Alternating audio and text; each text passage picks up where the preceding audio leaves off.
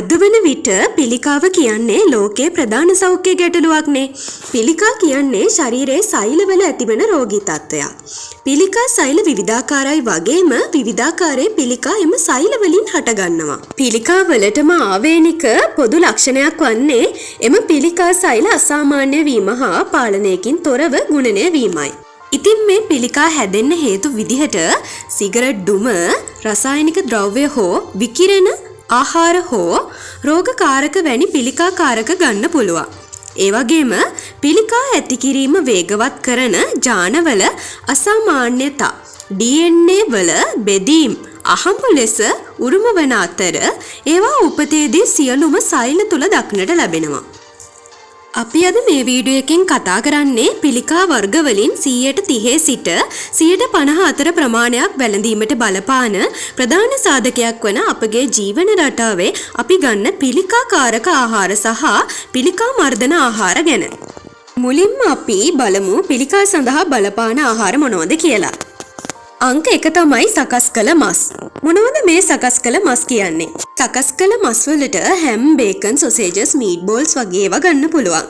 ඒ වගේම මේවා පිළිකා කාරක වෙන්නේ කොහොමද කියලා අපි දැන් බලමු.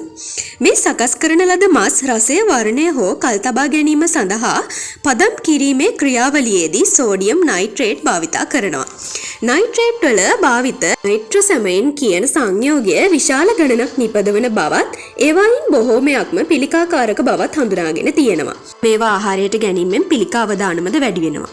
අංක 2 තමයි රතු මස්. මොනවද මේ රතු මස් කියන්නේ? රතු මස් වලට උදාහරණ විදිහට එළු මස්, හරම් මස් වගේ දේවල් ගන්න පුළුවන්. අංක 3 තමයි ග්‍රිල් කරන ලද සහ බාබිකියු කරන ලද මස්.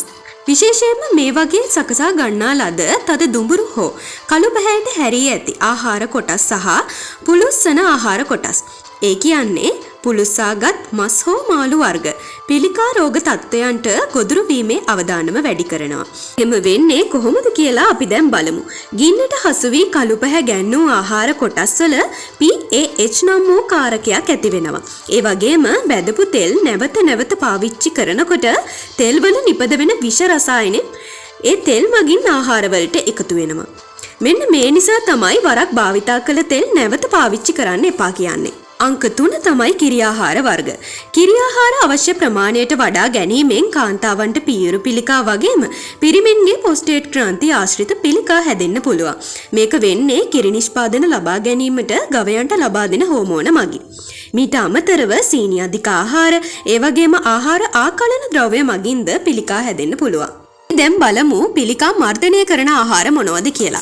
අංක 1 තමයි තේ. තේ වල අඩංගු ප්‍රතිඔක්සිකාරකයක් විදිහට අපට කැටිචින් ගන්න පුළුවන්.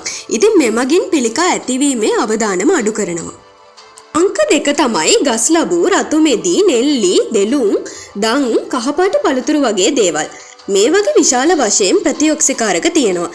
ඒ වගේම ROS පිළිකා ජනකයන්ගෙන් ශරීරයට වන හානිය වළක්වා ගන්නත් පුළුවන්. අංක 3 තමයි එළවලු.